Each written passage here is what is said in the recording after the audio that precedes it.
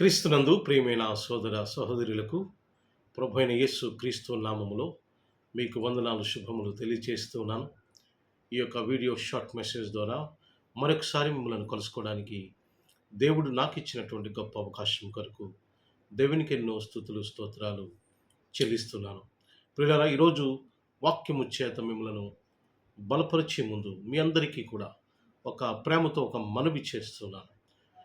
ఈ వీడియోస్ చూస్తూ ఇంకా ఇప్పటి వరకు మీరు ఈ ఛానల్ని సబ్స్క్రైబ్ చేయకపోతే చేయండి. లైక్ చేస్తూ ఉండండి, షేర్ చేస్తూ ఉండండి. మీ వల్ల అనేక మంది దీవించబడతారు. ఇంకోటి ఏమిటంటే, ఒకవేళ కొత్తగా ఈ వీడియోస్ ఇప్పుడే మీరు చూస్తున్నట్లయితే దయచేసి మీరు కూడా సబ్స్క్రైబ్ చేయాలని, లైక్ చేయాలని, షేర్ చేయాలని మిమ్మల్ని కోరుతున్నాను, ప్రేమతో కోరుతున్నాను. ఈరోజు మనము వాక్యము ధ్యానం చేద్దాం. దేవుడు మనతో ఈరోజు ఏం మాట్లాడుతున్నారో వాక్యం ద్వారా మనము చూద్దాం. కీర్తనలు 12వ అధ్యాయము 7వ వచనము మనము చూద్దాం. అక్కడ ఈ విధంగా వ్రాయబడింది. దావీదు పరిశుద్ధాత్మ పూర్ణుడై ఈ మాటలు వ్రాస్తున్నాడు. యెహోవా, నీవు దరిద్రులను కాపాడెదవు, ఈ తరము వారి చేతిలో నుండి వారిని నిత్యము రక్షించదవు అనే మాట మనం చూస్తున్నాం. యెహోవా, నీవు దరిద్రులను కాపాడెదవు. ఈ మాటలు ఎవరిని గురించి వ్రాయబడిందంటే, దరిద్రులు అని ఎవరిని గురించి ఇక్కడ దావీదు ఇక్కడ మాట్లాడుతున్నాడంటే, వ్రాస్తున్నాడంటే, ఇశ్రాయేలు ప్రజలు వారు బబులోను చెరకు కొనుక్కోబడ్డారు. వాళ్ళు బబులోను రాజ్యంలోనికి చెరలోనికి వెళ్ళిపోయారు వాళ్ళందరూ కూడా, ఇశ్రాయేల్ ప్రజలు. అక్కడ ఆ బబులోను చెరలో వాళ్ళు బానిసలుగా బ్రతుకుతూ వెట్టి చాకిరీ చేస్తూ చాలా దరిద్రత అనుభవిస్తూ ఉన్నారు. చాలా ఒక దీనమైనటువంటి పరిస్థితి వారు అనుభవిస్తూ ఉన్నారు. అలాంటప్పుడు దేవుడు వారిని ఆ బబులోను చెర నుంచి దేవుడు ఇశ్రాయేలు ప్రజలను బయటికి రప్పించాడు, వారిని కాపాడాడు.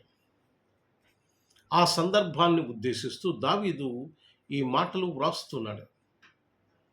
ఏమనంటే, యెహోవా, నీవు దరిద్రులను కాపాడెదవు. ఎంతో వెట్టిచాకిరీ చేస్తున్నటువంటి ఇశ్రాయేలు ప్రజలు ఎంతో మానసికమైన దరిద్రత, భౌతికమైన దరిద్రత, ఆత్మీయ దరిద్రత ఉన్నటువంటి ఇశ్రాయేలు ప్రజలను బబులోను చెరలో వారు బందీలుగా ఉన్నప్పుడు వారిని దేవుడు బయటికి రప్పించాడు, ఆ చెర నుంచి విడిపించారు. అందుచేత దావీదు ఈ మాటలు వ్రాస్తున్నాడు. యెహోవా, నీవు దరిద్రులను కాపాడెదవు. మత్తయి సువార్త కొత్త నిబంధనకు వస్తే మత్తయి సువార్త 11వ అధ్యాయము 28వ వచనంలో అక్కడ ఏమి వ్రాయబడిందంటే, ప్రయాసపడి సమస్త భారము మోస్తున్న సమస్త జనులారా, మీరు నా యొద్దకు రండి, నేను మీకు విశ్రాంతిని కలుగు చేస్తాను. అంటే మీ దరిద్రం తీసేస్తాను, మీ పాపం తీసేస్తాను, మీకు ఈ యొక్క భారము తొలగిస్తానని ఇక్కడ వ్రాయబడింది. అక్కడేమో పాత నిబంధనలో ఇశ్రాయేలు ప్రజలను దేవుడు ఆ బబులోను చెర నుంచి రప్పించాడు.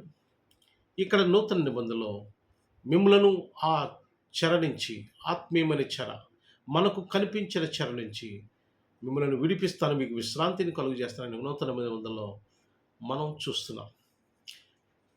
ప్రియమైన సహోదరి సహోదరులరా, ఈరోజు మనకు కనిపించని చెరలో చాలామంది బ్రతుకుతూ ఉన్నారు. నిజానికి భౌతికంగా చెరసాల, జైళ్ళు ఉంటాయి చూసారా, ఆ జైల్లో ఉంటారు చాలామంది.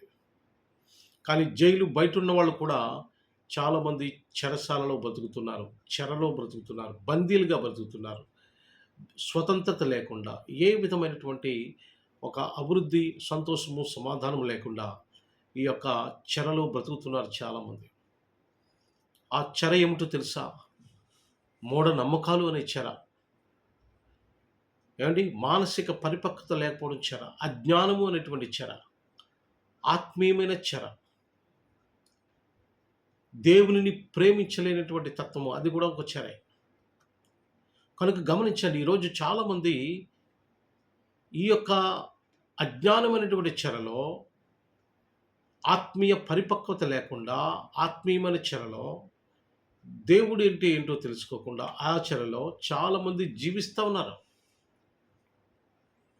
అటువంటి వారందరినీ కూడా దేవుడు మాట్లాడుతున్న మాట, ప్రయాసపడి భారం మోస్తున్న జనులారా, ఆ చెరలో ఉన్న వాళ్ళు భారం మోస్తున్నారు. ఏ భారము? పాపమనే భారము, అజ్ఞానము అనే భారము, ఏమండి?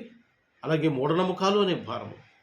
ఈ లోకములో చెడు సంప్రదాయాలు, చెడు ఉద్దేశాలు, చెడు పద్ధతులు, దేవునికి ఇష్టం లేని పనులు ఈ లోకంలో జీవిస్తున్నారు. అలాగా సమాజానికి వ్యతిరేకంగా, సమాజానికి మేలు కాకుండా వ్యతిరేకంగా జీవిస్తున్నారు. ఇదంతా కూడా చెర.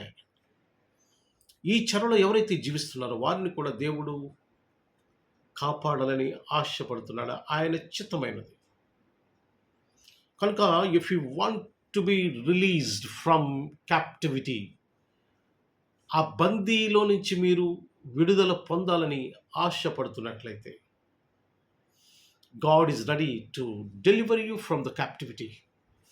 ఆ బందీలో నుంచి దేవుడు మిమ్మలను విడిపించడానికి ఆయన సిద్ధంగా ఉన్నాడు. ఇశ్రాయేలు ప్రజలను విడిపించాడు, బబులోను చెర నుంచి విడిపించాడు. ఈరోజు పేదరికం అనేటువంటి దరిద్రత, అది కూడా ఒక చెరే. సాతాను పన్నినటువంటి ఉచ్చు. ఆ ఉచ్చులో చాలామంది పేదరికంలో బతుకుతూ ఉన్నారు. దేవుని దగ్గరికి వస్తే God will release you from that poverty of captivity. ఆ యొక్క పేదరికం అనే బందీలో నుంచి దేవుడు విడిపిస్తాడు. మూఢనమ్మకాలు అనేటువంటి క్యాప్టివిటీలో నుంచి, బందీలో నుంచి దేవుడు విడిపిస్తాడు. కనుక ప్రియమైన సహోదరి సహోదరులారా, if you want to be blessed, మీరు దీవించబడాలని ఆశపడితే, దీవించబడాలని అనుకుంటూ ఉంటే, ఫస్ట్ మనం చేయవలసిన పని ఏంటంటే, we have to come out from our captivity. ఆ చెరలో నుంచి బయటికి రావాలి. Once we come out from the captivity, then definitely God will bless us. ఒకసారి ఆ యొక్క చెరలో నుంచి మనం బయటికి వస్తే దేవుడు మనల్ని దీవిస్తాడు, ఆశీర్వదిస్తాడు.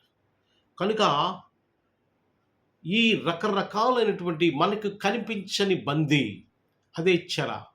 ఆ చెర మనలను ఆవరించి ఉన్నందున మనము అభివృద్ధి అవ్వలేము, ఈ జీవితాన్ని జీవించలేము, దేవుని చేరుకోలేము. దేవుడిచ్చినటువంటి గొప్ప అవకాశాలు, అనేకమైన ఆశీర్వాదాలు మనం కోల్పోతాం. కనుక గమనించండి ప్రియమైన సహోదరి సహోదరు, God is talking to you right now. దేవుడు ఈ రోజున, ఈ దినాన్ని, ఈ సమయంలో దేవుడు మనతో మాట్లాడుతున్నాడు ఆయన వాక్యం ద్వారా.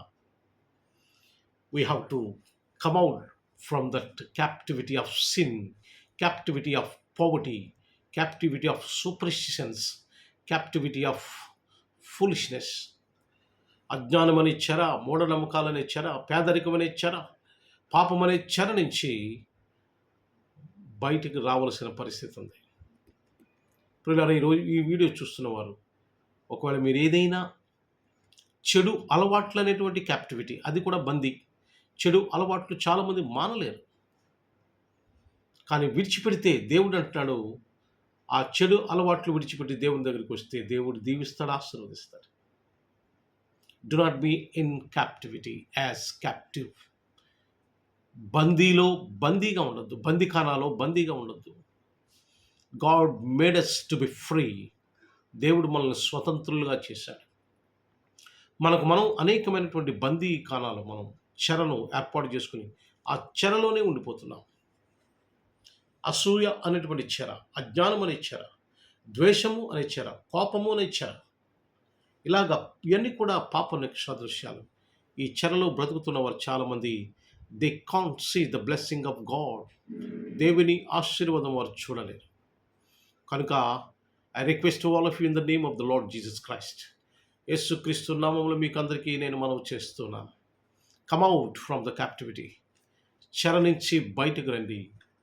God will make you to be successful. దేవుడు నిన్ను విజయవంతమైన జీవితాన్ని జీవించడానికి దేవుడు నిన్ను బలపరుస్తాడు. దేవుడు మిమ్మల్ని అందరినీ దీవించి ఆశీర్వదించి బలపరచుగాక. ఆమేన్. ప్రార్థన చేసుకుందాం. నాతో పాటు మీరు తల వంచి కళ్ళు మూసుకోవాలని మీకు మనవి చేస్తున్నాను. ప్రేమగల మా ప్రియ పరలోకపు తండ్రి, మీ ఘనమైన శ్రేష్టమైన నామానికి వందనాలు, స్తోత్రాలు, స్తుతులు చెల్లిస్తున్నాం ప్రభువా. ఈ దినాన్ని, నూతన దినం మా జీవితాల్లో మీరు అనుగ్రహించినందుకు వందనాలు. ఈ దినమంతటిలో మీ కృప అనుగ్రహించి ప్రభా విజయము చేకూర్చమని కోరి ప్రార్థన చేస్తున్నాను. దేవా, ఎవరైతే ఈ చెరలో బ్రతుకుతున్నారో ఆ చెర నుంచి బయటికి రప్పించమని కోరి ప్రార్థన చేస్తున్నాను. దేవా, ఆదరణ లేని వారికి ఆదరణ దయచేయండి. ప్రభా, దుఃఖము వేదనలో ఉన్న వారికి ఓదార్పును దయచేయమని కోరుతున్నాను. అలాగే ప్రభా నాయన, ఏ రకమైనటువంటి జీవనోపాధి లేక, ఉద్యోగం లేక, వ్యాపారం లేక ఎవరైతే ఇబ్బందులు పడుతున్నారో వారికి మార్గములు సరళము చేయమని, వారి ప్రయత్నాలు దీవించమని కోరుతున్నాను. దేవా, వ్యాపారం చేస్తున్నవారు వ్యాపారాలు దీవించండి, ఉద్యోగాలు దీవించండి, జీతాలు పెంచండి. చాలామంది ప్రైవేట్ ఉద్యోగాలు చేసుకుంటూ జీతాలు సరిపోయిన పరిస్థితిలో వారు ఎంతో వేదనతో జీవిస్తున్నటువంటి సందర్భాలు చూస్తున్నాం ప్రభు. అటువంటి వారికి గొప్ప మార్పును కలుగు చేయమని కోరుతున్నాను. దేవా, మీ కృపలో భద్రపరచండి, సహాయ సహకారాలు అందించండి. మీరే ఘనత, మహిమ, ప్రభావములు పొందమని ప్రభు అయిన యేసు క్రీస్తు నామమున మిక్కిలి వినయముతో అడిగి వేడుకుంటున్నాము తండ్రి. Amen, amen, amen. అందరికీ వందనాలు. God bless you all.